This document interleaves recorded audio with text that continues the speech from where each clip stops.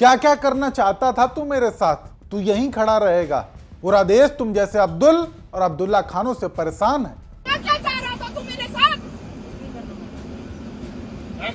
ये देखो मेरा पास पैसेंजर हूँ मैं।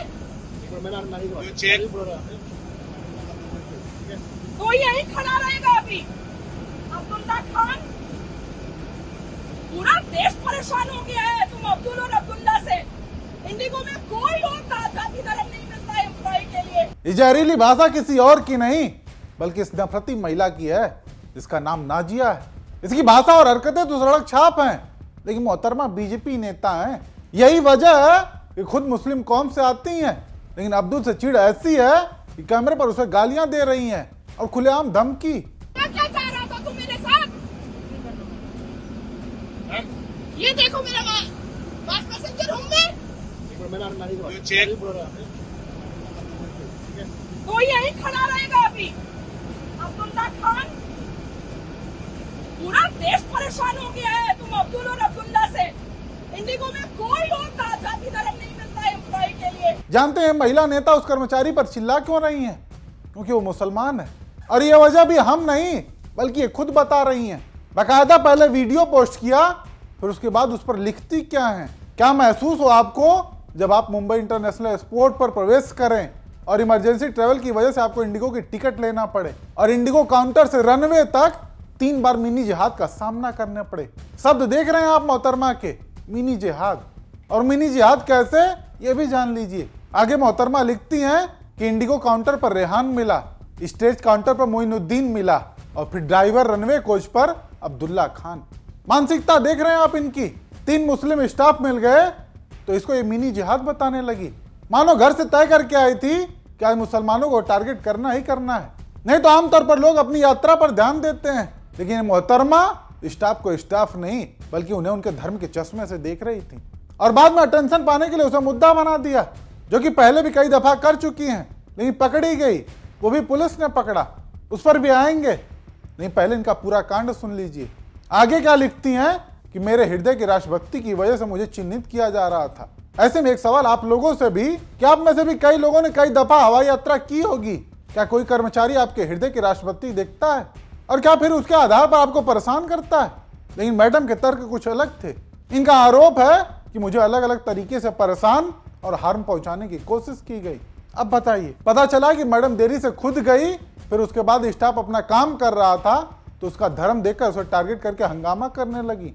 और जानते हैं आगे क्या लिखती हैं कि अगर कभी इंडिगो एयरलाइंस के माध्यम से आतंक और आतंकवादी फटते हैं और भारत देश को नुकसान पहुंचाने की कोशिश करते हैं तो मुझे उम्मीद है कि इंडिगो एयरलाइंस के मालिक को झटका बिल्कुल नहीं लगेगा, क्योंकि अपने लिबरल हिंदू होने की जो जिम्मेदारी इंडिगो एयरलाइंस के मालिक निभा रहे हैं और अत्यधिक एम्प्लॉय उम्मा वालों को रख रहे हैं, या तो यह कोई सोची समझी साजिश है या फिर लिबरल हिंदू होने के कर्तव्यों का पालन है। हर बार हाथ जोड़कर माफी मांगने से सरकार माफ नहीं करती और करना भी नहीं चाहिए।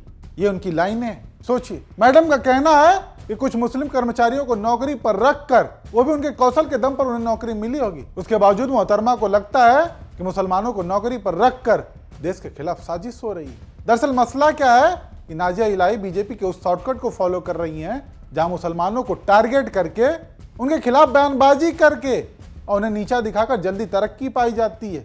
मैडम के दिमाग में शॉर्टकट घर कर चुका है, इसलिए मुसलमान होते हुए भी इनकी ये तस्वीर देखिए, हाथों में कलावा, रुद्राक्ष की माला। हालांकि इनका निजी मामला है, लेकिन ये एक ऐसा नैरेटिव बनाने में जुटी हैं कि देखिए कैसे एक मुसलमान ही मुसलमानों की पोल खोल रहा है। और ये नैरेटिव बीजेपी को बहुत पसंद है, तभी तो बीजेपी ने अब तक इन पर कोई कार्रवाई नहीं की। वैसे तो बीजेपी सबका साथ सबके विकास की बात करती है, लेकिन जब उसी की नेता बोलती हैं कि पूरा देश अब्दुल और अब्दुल्ला खानों से परेशान है, तो क्या बीजेपी को गलत नहीं लगता? असल में नहीं ही लगता है, बल्कि मन भाता है। तभी तो एक लाइन से देख लीजिए, जिसने भी मुसलमानों के खिलाफ बोला है उसने बीजेपी में बहुत जल्दी तरक्की की है। कपिल मिश्रा एक बड़ा उदाहरण, आम आदमी पार्टी में था, मोदी जी के ऐसे ऐसे काले कारनामों की पोल खोलता था कि फिर पूछिए मत, लड़कियों से संबंध तक की पोल। लेकिन फिर मुसलमानों को लेकर चिंतित होने लगा और आज दिल्ली सरकार में मंत्री है। एक दूसरा नाम रविंदर नेगी।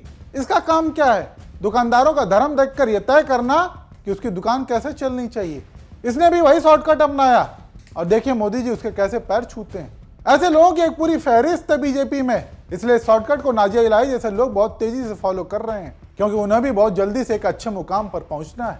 बाकी मोहतरमा का एक ऐसा पहले भी कारनामा सामने आ चुका है। माकूम जाते समय सड़क हादसा हो गया तो मैडम उसे साजिश बताने लगी, कहने लगी कि एक गाड़ी काफी समय से उनका पीछा कर रही थी, बल्कि ड्राइवर को नींद आ गई थी जिसके चलते हादसा हुआ। सोचिए, और इसी से आप मैडम के दिमागी फितूर का अंदाजा लगा सकते हैं। खैर, नाजिया इलाही द्वारा एक मुस्लिम कर्मचारी के साथ बदसलूकी करने पर तमाम प्रतिक्रियाएं सामने आने लगी हैं। कांग्रेस नेता इमरान प्रतापगढ़ी ने ट्वीट करते हुए लिखा है कि ऐसी जहरीली मानसिकता के खिलाफ इंडिगो को खुद आगे आकर अपने कर्मचारी के पक्ष में खड़ा होना चाहिए और इस महिला के खिलाफ एफआईआर दर्ज करवानी चाहिए और साथ ही हमेशा के लिए ऐसे यात्रियों की यात्रा प्रतिबंधित करने की दिशा में आगे बढ़ना चाहिए।